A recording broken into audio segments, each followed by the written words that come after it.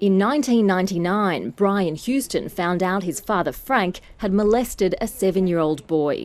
It's a fact the Hillsong Church founder never took to police.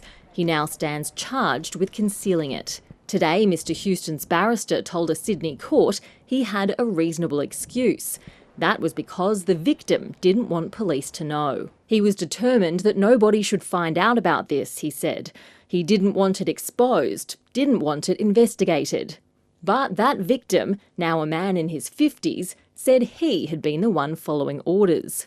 The narrative I understood was, keep quiet, we will deal with this within the church. Frank Houston was also a senior member of the Hillsong Church. He died in 2004.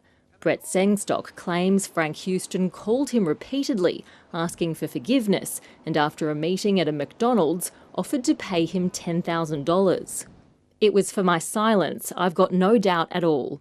He said when the money didn't arrive, he contacted Brian Houston to follow up. And then he turned around and said to me, you know, this is all your fault. You tempted my father. I was shocked by it. There was some swearing and he said, you'll be getting your money, and slammed the phone down.